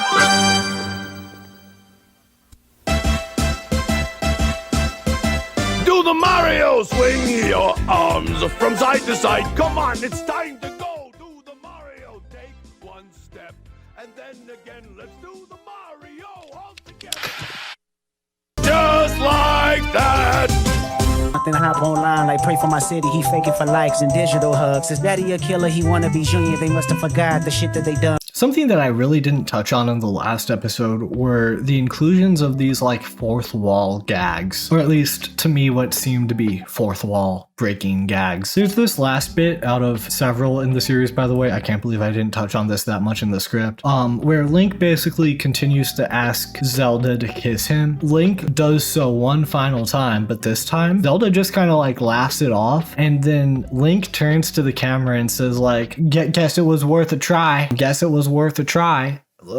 It's like he's addressing an audience as though, again, he knows he's in a show and like it's the last episode, you know, kind of just like trying to appeal and do some like fan servicey kind of vibes, right? There's another bit where they're about to like grab Ganon's Triforce, and then Link all of a sudden says like, wait, but if we do that, I'd be out of a job, which actually is what sets up that like ending punchline. It really feels like in some way the writers really knew that this was going to be the last episode. And in fact, it felt like they were kind of using Link as a means to express their frustrations while also kind of making fun and poking light of the fact that this was the last episode they were doing. Now, in my research for this, there was actually an interview on Polygon from a lot of the creators of this show, voice actors, writers, all of that. And it really kind of shed some really interesting light on the development process of this show. Bob Forward, the main writer behind this show, highlights, they supplied me with a VHS tape of a playthrough of the game itself, since I wasn't actually a person who played video games.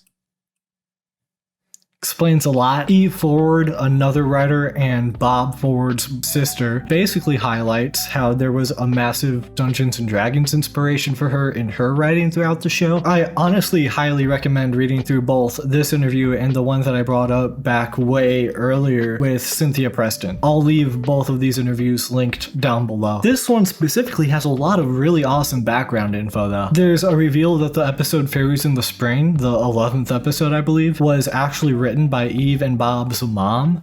Explains a lot. The interview also explains a lot of like hangups that happened with the show. For example, there was like the issue of the Triforce not really being utilized in a very solid way. But to me, what's the most interesting in this is the section that highlights the very short-lived nature of this show. Quoting one Phil Harnage, another writer for the show. Part of the reason the show was canceled is that it wasn't its own show, it was part of the Mario Bros. Show. It was tied to it, and they didn't want to go and renew the Mario Bros. Show, and Zelda got shuffled off. History at that point. I wish I had done more. We could have come up with a lot more shows. That was the sad part. We only got to do one season. This might be a bit of a strange comparison, but one of my favorite shows growing up was the show called Making Fiends, created by one Amy Winfrey. You probably know her from her work on South Park. Making Fiends was a Nicktoons exclusive show for about a month back in 2008, with Nickelodeon owning the rights to this show, a show that had started as an online animation thing that was fully independent. They effectively canceled the show and then no longer allowed Amy to continue to create more pieces of that show whatsoever, basically banning it to the like shadow dimension. No more content can be made for that franchise for the foreseeable future. But for the month that it aired, it really dug its roots in my brain. That was really one of the only few months of my life I was more interested in Nicktoons than I was the actual Nickelodeon mainline channel.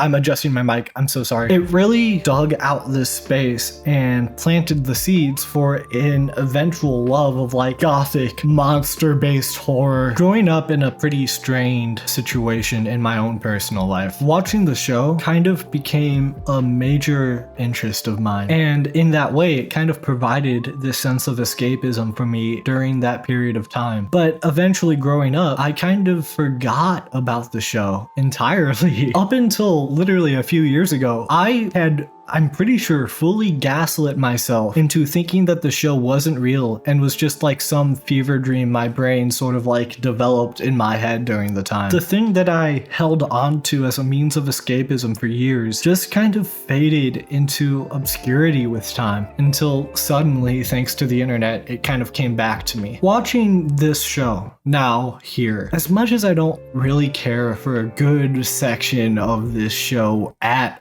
all, you know, I kind of can't help but wonder how many people back then ended up feeling the same way about this show, where it provided this huge thing for them as a kid, but kind of faded into the background as we've grown older. You know, just this silly magical world that you can really invest in at a certain time in your life, but eventually just kind of falls by the wayside as you grow. The last two episodes to me prove that there was way more than meets the eye to this series. There were definitely more ideas, more concepts, more unique atmospheres that this show had the potential to create. There was more of this very unique take on the Zelda world to explore. But of course, because of higher ups being in control of art in the modern day and age, that is a part of this series, of this franchise, we may never get to see. And that's kind of a damn shame, isn't it? So, kids,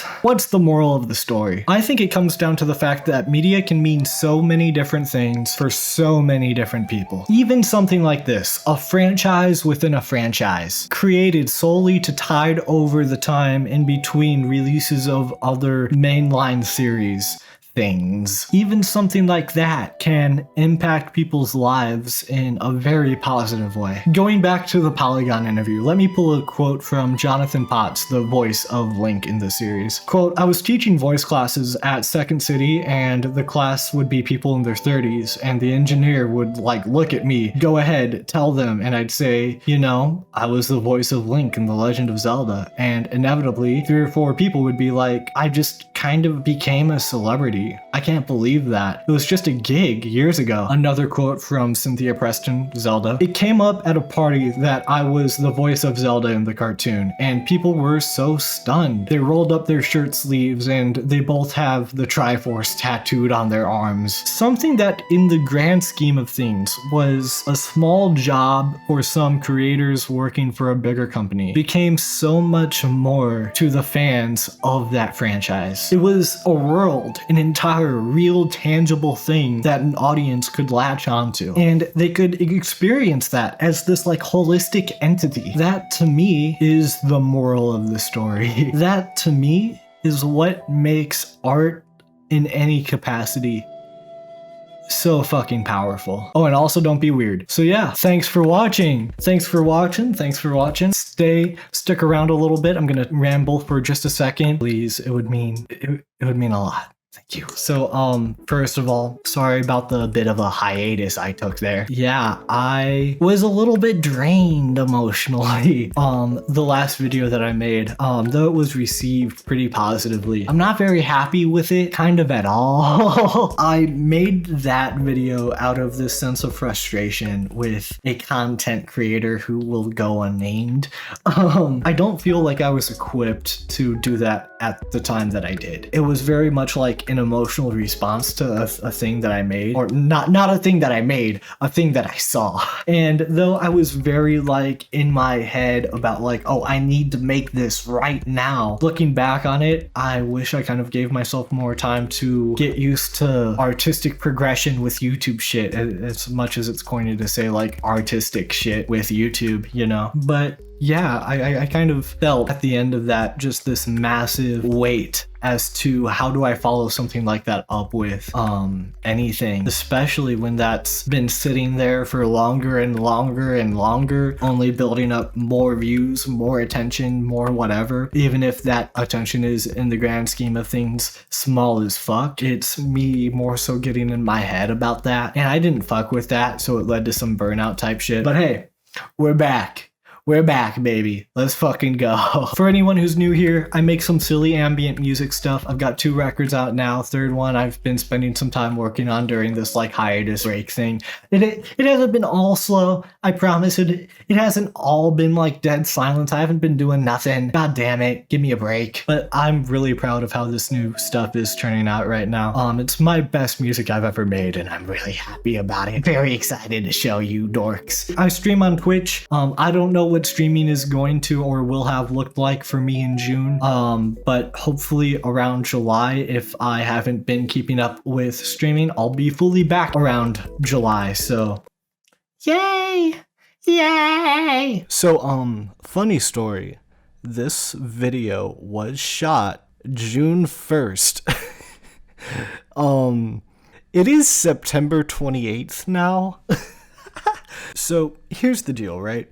I am now going to be streaming on Tuesdays and Thursdays at 1 o'clock CST, and we're going to be alternating between different games. 4 games alternating every other week. First week is going to be a Zelda week. I'm going to be playing through Breath of the Wild and Ocarina of Time at the same time, and then after that we're going to be doing a horror week because we're coming up on October now. So we're going to start off with Sally Face as a first time playthrough, and I'm also going to be finishing up Spooky's Jump Scare Mansion. After that I have some more games on the back burner that I'll be getting to, and that'll hopefully persist all through October.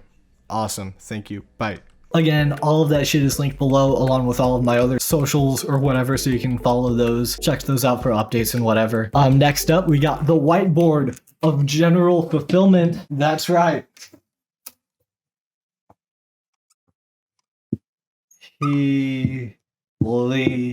Oh, this is my first Patreon subscriber. That's right. I have a Patreon now. For just $1 a month, Patreon, my Patreon. That's right, my Patreon. It unlocks a bunch of weird shit. Lets you see videos like these about a week in advance. It lets you see all of the past, or the majority of the past, VODs and stuff. Unless the video's corrupted, because Twitch deletes that shit all the fucking time. So that's really the only real place I can put, uncut, full VODs, really, especially when a lot of that is very music-centered. It also unlocks various musical ventures as well, some demos, some shit like that, some early announcements as well. So if that's kind of your thing and you want to stay extra up to date while also keeping up with some extra bonus Ash to Ash content, feel free to check that out. Again, it's just $1 a month and it helps support me doing this kind of stuff. I only have 420 fucking subscribers. I gotta plug my shit somehow, man. So yeah, that's about it. Thank you for watching. The dog's barking. Bye. Bye. Farewell. Bye. See ya. Bye. Okay, I got one shot at this. Let's make this shit count. Let's fucking go. Okay. Let's go. Hey, paisanos! It's the Super Mario Brothers Super Show! Let's get this shit, man. Let's get this shit. With the Mario Brothers and Fummins again. We're not like the others who get all the fame. If the sick is in trouble, you can call us on the double. The others should be hooked on the brothers.